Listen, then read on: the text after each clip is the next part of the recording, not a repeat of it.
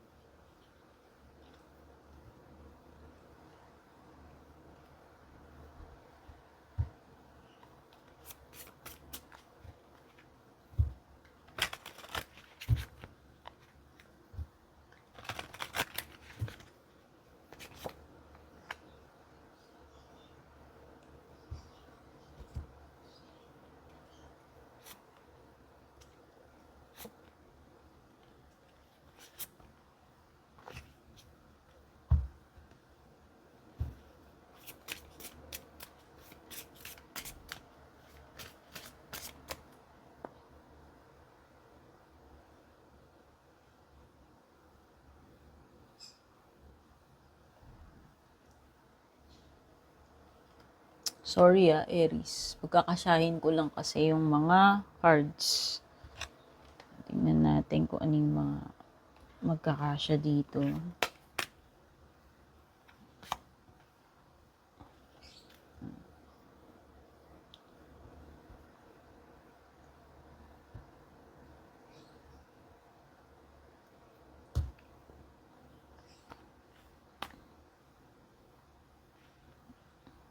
Yan.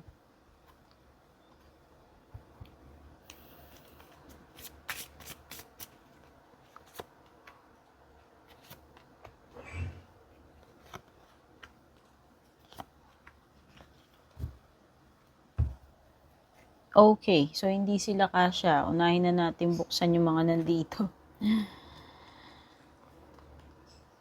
Oh, surrender your addictions.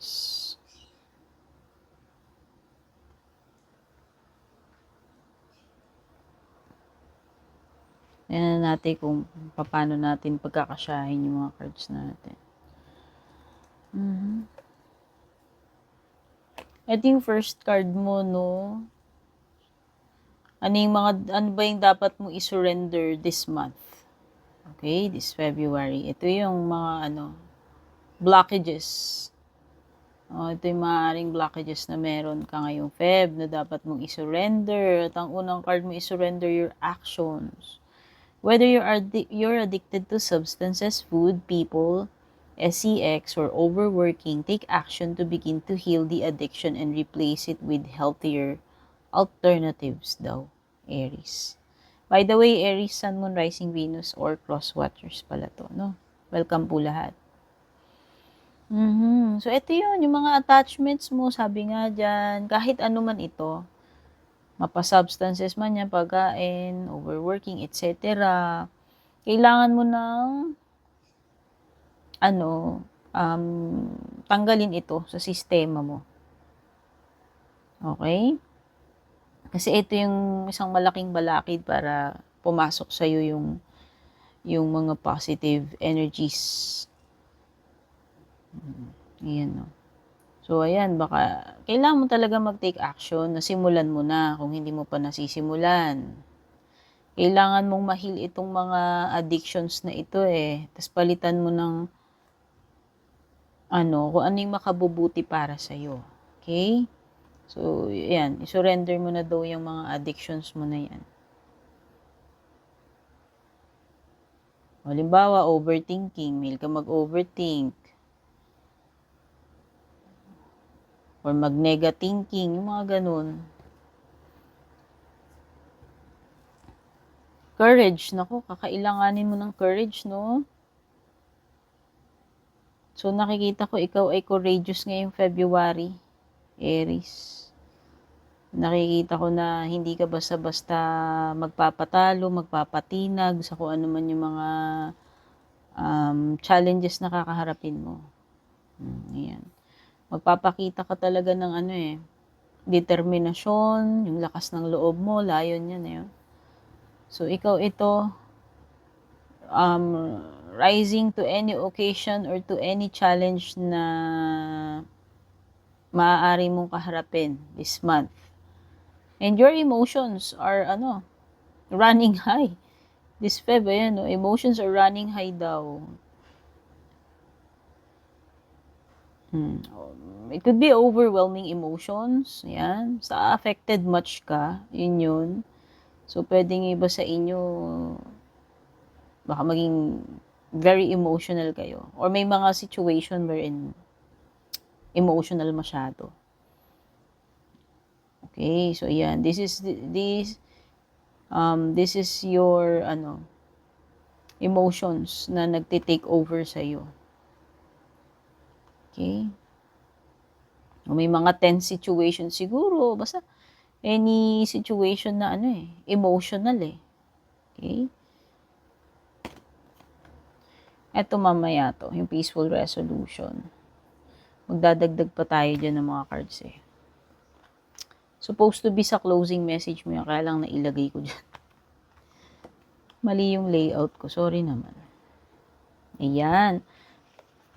Mabubuksan na natin itong mga cards kasi kanina hindi natin maano. Patong-patong kasi. Okay. Sa bottom ng deck mo, meron kang moon card dito. Okay, yung mga signs na meron dito ay earth signs, Taurus, Virgo, Capricorn, water signs, specific si Pisces. Tapos meron ding fire signs, Aries, Leo, Sagittarius, no?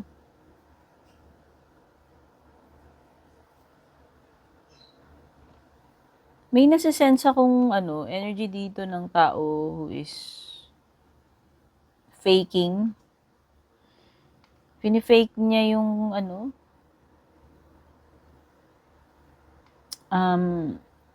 pretending yan. Pwedeng pretending or wearing a mask. Yan. Pwedeng pinifake niya na okay lang siya, pero ang totoo hindi talaga siya okay.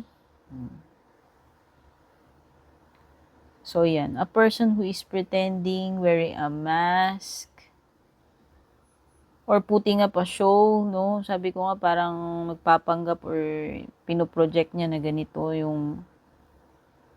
siya, ganito yung feelings niya, pero actually hindi. A person na hindi na-appreciate yung importance ng kung ano man itong bagay na tinutukoy dito. Maybe ikaw yan. Kung ikaw yan, pwedeng pwedeng hindi mo na-realize or hindi mo na-appreciate yung importansya nitong situation na to or tao na to. Mayroong ganung energy ako napipick up. Or maybe akala mo, special ka para sa kanya, pero hindi pala ganun ka special. Yan. Para kasing meron ditong pinapakita, kunwari, binibigyan ng importansya or special, pero hindi pala talaga ganun. No? Someone here is not willing to give back with the Six of Pentacles reversed. Maybe this person is too selfish. Or yun na nga, itong tao na to may kinikip siya sa sarili niya. Maramot. May maramot na energy ako na detect. No? Ayaw niya magbigay. Or one-sided. Merong generous tas may hindi generous. Pag yung isa may kailangan na, wala nang paking isa. Pero nung may kailangan siya, alam mo yun, yung magaling yun, magaling lang pag may kailangan. Siguro wag ka na lang mag-expect masyado para hindi ka na lang din ma-disappoint dito sa sitwasyon na to. At saka expect mo na halimbawa may pinakawalan ka diyan, may binigay ka, baka mamaya hindi na yan bumalik. Okay? Iba naman ganun sila pag nagbibigay eh. Hindi na nila in-expect na babalik pa. Pero kasi usually, in-expect natin. Lalo na kung nanghiram sa'yo. Diba? So, yan. Pwede lang, may tendency lang na halimbawa,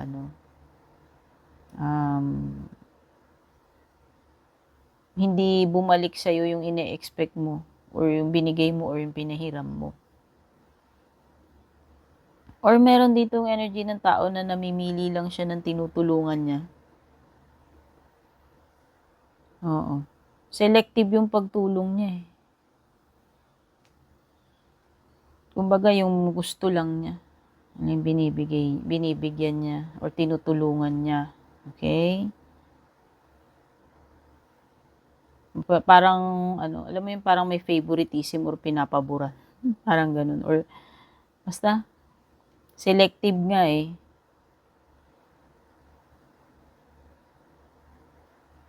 Pwedeng, may disharmony rito. Kasi baliktad yung 4 of Wands mo. O baka makaranas ka lang ng disharmony pagdating sa bahay, sa family, or kahit saan yan, sa trabaho man yan. May kawalan ng stability with the 4 of Wands na baliktad. Pwedeng may mga occasion na magkakaroon ng aberya or delay. Yan. Sabihin na natin. May celebration or occasion pero baka ma-delay.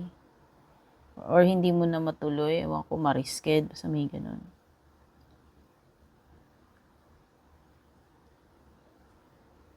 Halimbawa, nagpaplano kayo ng reunion, biglang ma-move ng ibang petsa. Yung mga ganyan.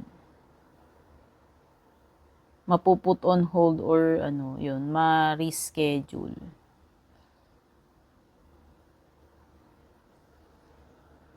Nakikita ko na merong karibal, kompetensya with the Knight of Cups.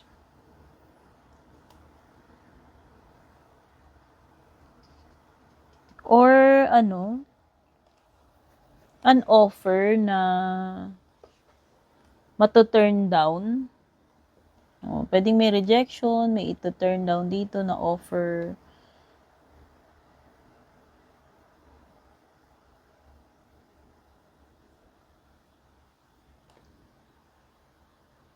Or someone here na may naalok siya sa pero hindi siya ganun ka-sincere. Ewan lang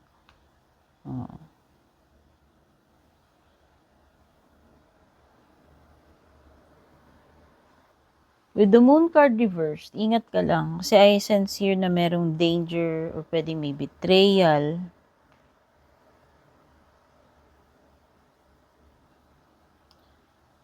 Or it could be na itong fear mo, emotions mo, ma-overcome ka niya, ma-overwhelm. Oo, pwedeng ito yung mga overthinking eh. Panic, imagination, yun yung nakaka-control sa'yo dito eh. Or pwedeng may mga lies or secrets dito. Basta may danger. Something that is hidden na pwedeng may potential na danger o betrayal. Okay? So, when it comes here sa iyong love life, ito yung mga nasa pinakababa, pwedeng energy mo to, energy mo, ni person mo, sino man yung kakonect mo rito. Uy, so nakikita ko dito may pagtatagpo. Wow, so merong divine timing at work dito sa connection ninyo. No, meron something dito na talagang destined mangyari. Basta meron something na nakatakda dito, mangyayari na lang sa divine timing. Siguro maging patient ka lang kung naiinip ka, kung meron kang something na hinihintay dito na mangyari. May wedding dito. Baka iba sa inyo kasi naiinip na kayo. Kailan ba kayo magsasama, magpapakasal, or aalukin ng engagement. Huwag kang mag-alala kasi lahat ng bagay na ine-expect mo, hinihintay mo, mukhang mangyayari naman eh. Kasi yan, you have the destiny card, you have the divine timing, wedding card. No? Meron something dito to the next level. Kung hindi man ito pagpapakasal, engagement, paparating sa inyo, this is a sign na yung relationship nyo is magiging mas steady, mas stable, or mas malalim. Kasi nga to the next level card yan. Siguro iba sa inyo, still suffering from a heartbreak, pero huwag ka mag-alala. Kasi itong heartbreak na to is lilipas at lilipas din yan. Makaka-recover ka rin dyan. Just trust the divine timing pagdating sa mga bagay-bagay, no? Pwede kasing merong heartbreak dito na nasa process pa rin kayo ng healing. So, some things here will take time, no? Na hindi agad-agad, kaya nga siguro may divine timing. Stay open, think positive, maghintay ka lang, maging patient ka.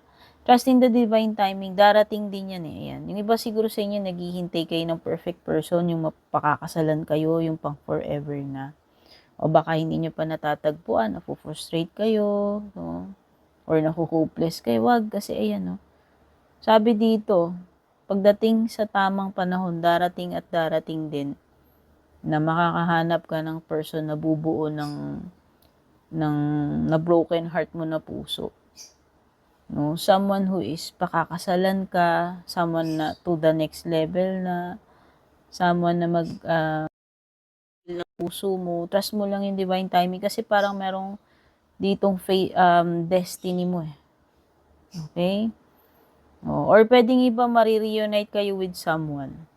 Like a rekindling or basta itong person na to is destined na magtagpo kayo magtagpo. Or kung na-encounter mo na siya sa past, pwede kayong ma-reunite uli. Mag-reconnect kayo uli. Okay?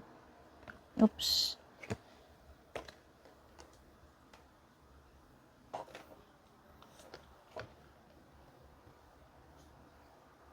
Tignan pa natin yung mga paparating sa inyo. Kung mangangailangan ka ng tulong or kung meron mang mangangailangan ng tulong, help is on the way ngayong February. Yan. Assistance, any form ng tulong, guidance or assistance. Ikaw man yung nangangailangan or ikaw man yung makakapagbigay ng tulong. Ayan yung mga hidden na sinasabi ko with the moon card. So, anything na hidden na pwedeng potential na maging harm para sa'yo, mag-ingat ka na lang. Pwedeng may kinalaman sa health, pero pwede ring hindi sa health, no? Any potential danger na that is hidden. Kasi baliktad yung moon mo eh. So, may mga hidden dyan na pwede mo ikapahamak. So, you better be careful. Beware of greed. Ayan na nga, meron kasi ditong swapang, diba, or selfish or selective yung tinutulungan niya. Kasi yung hand eh. So, tumapat pa siya dun. So, may something talaga dito sa pagtulong. Kaya lang parang may something na mali or baluktot dun or one-sided. No? Yun nga yung sinasabi ko, yung parang selective siya sa pagtulong niya. Maybe you're, dealing with a person who is hindi makontento or ganid. No? So, pagdating sa mga closing messages mo, advice, ito, una yung peaceful resolution. So, magkakaroon na, mareresolve na yung mga bagay na kailangan ng solusyon. Okay? Expect mo na yan, na merong magkakaroon ng maayos na usapan, agreement, mahinahon, masasolve yung mga conflicts, issues, or whatever problem ito. Get more information means magtanong-tanong ka pa or maghintay ka pa, pero pwedeng hindi pa sapat yung mga informations na available dito sa harapan mo ngayong Feb. No, siguro alamin mo munang mabuti or mag-abang-abang ka muna. Or mag-research ka, magtanong-tanong ka. Mangalap muna ng impormasyon kasi pwedeng kulang pa eh. No, meron ditong something na kulang pa yung impormasyon na presented sa harapan mo. You need to compromise daw ngayong February. Dapat willing kang mag-adjust or mag-compromise para ma-solve yung para masolusyonan yung mga problema na meron dito. Okay? So, yan, Aries, yung pinaka-summary ng mga energies na na-pick up natin dito sa February reading mo. Sana makatulong sa iyo itong reading na to. Take care. God bless. Babush. Don't forget to subscribe nga pala kung bago kayo dito or like, follow. Maraming salamat din sa mga patuloy na sumusuporta, sumusubaybay, bago man po kayo dito or hindi. Yung mga nag-avail ng private readings natin. Speaking of private readings, tingnan nyo na lang po yung mga nakasulat sa description or sa pinakadulo. Yan, thank you na rin dun sa mga nag-express ng inyong suporta, pagmamahal through sending stars or super thanks, yung mga nag-avail din ng membership and subscription natin. Bye-bye.